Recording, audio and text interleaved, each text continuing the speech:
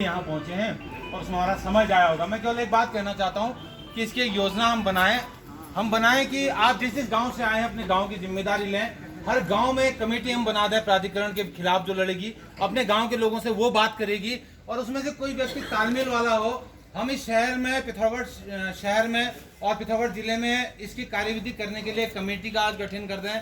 माननीय अध्यक्ष महोदय मोहन भट्ट जी, मैं आपको इसका निवेदन करता हूं कि ऐसा कुछ कर दें।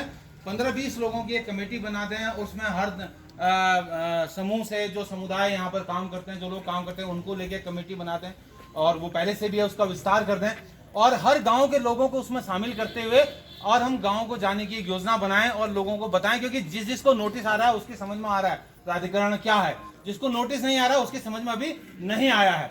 जिसको प्लान बनाने की जरूरत, और जो नगर पालिका क्षेत्र के अंतर्गत आते हैं प्राधिकरण हट भी जाएगा, उनको तो प्लान बनवाना ही है। लेकिन जो अभी इसकी सीमा से बाहर हैं और जिनको अभी नोटिस आने वाले हैं और उनको ये पता नहीं है कि क्या उनका इंतजार कर रहा है, तो उनको हम बताएं और हम उन लोगों तक जाएं और उस कमेटी के माध्यम से पूरे पहले पिथौरागढ़ में, फिर अपने पूरे कुमाऊं में एक बंदी का और आंदोलन का आह्वान करें। हर जगह हर तहसील स्तर पे धरने, वहां के लोग बैठे और एक साथ एक दिन हो।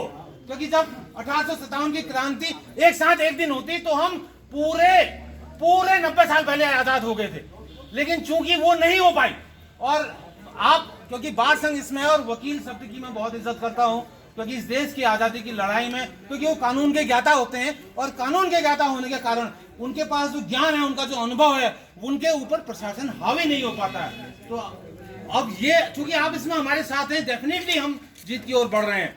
तो मैं ये चाहता हूं कि ऐसा कुछ बनाया जाए और पूरे कुमाऊं में हर जगह जाके संपर्क करके एक दिन सांकेतिक, और हर तहसील पे, हर ब्लॉक मुख्यालय पे धरना हो और वहां के लोग वहीं पर बैठे और हम यहाँ पर बैठे। तो जब एक साथ चिंगारी चारों ओर से आएगी तो नियंत्रित करना मुश्किल होता है। तो उसको नियंत्रित करने के लिए प्रशासनिक जो अमला है वो भी हताश हो जाएगा और सरकार तक ये संदेश जाएगा कि हम, और अगर छुटपुट करते रहेंगे, आज यहाँ धरना है, कल कनाचीना में निकला, परसों धारचूला में निकला, तो एकाकृत करने के लिए हम लोग एक कमेटी बनाए। वो कमेटी रोज शाम को 6 बजे से 7 बजे तक अपने सारे काम खत्म करने के बाद बैठे रोज। क्योंकि जब आंदोलन, अगर काशिदा है अभी वो बताएंगे, अपने अनुभव साझा करेंगे। आंदोलन तो जब रोज बैठा जाता है, 1-1 घंटा जब रोज देंगे तो रोज गतिविधि होगी और एक दिन अचानक से फिर बड़ा आंदोलन खड़ा होगा और उसकी सुगबुगाहट इनके पांव के नीचे जमीन हिला देगी। क्योंकि सरकार कभी भी आपकी एकता की ताकत से डरती है, आपसे कभी नहीं डरती है। और जब वो चेहरे हजारों में बदलेंगे और लाखों में बदलेंगे, उन सबके चेहरों में दर्द आएगा, तो सरकार को हमारी बात माननी पड़ेगी। और सरकार चुनाव के वक्त सबसे ज्यादा डरती है। और इस समय क्या है कि पंचायत चुनाव होने वाले हैं और पंचायत चुनाव में पूरे राज्य में ये चल रहा है और पंचायत चुनाव के समय उनके प्रतिनिधि उन्हीं गांवों पे डंडा है प्राधिकरण का, वो सब सड़क के दोनों और 200 मीटर तक। तो अगर इस समय हम ये करेंगे तो निश्चित ही ये जीत के लिए सबसे माकूल वक्त है। और यहाँ पर जो हो सकता है वो अगले 3-4 साल तक नहीं होगा। 2022 में अगला इलेक्शन है तो 3 साल तक फिर होना ही नहीं है।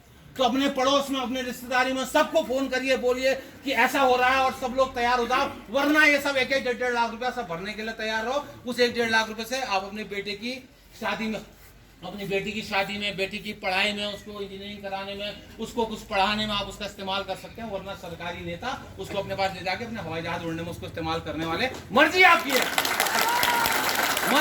है, आप अपनी इस मेहनत की कमाई का क्या इस्तेमाल करें। धन्यवाद।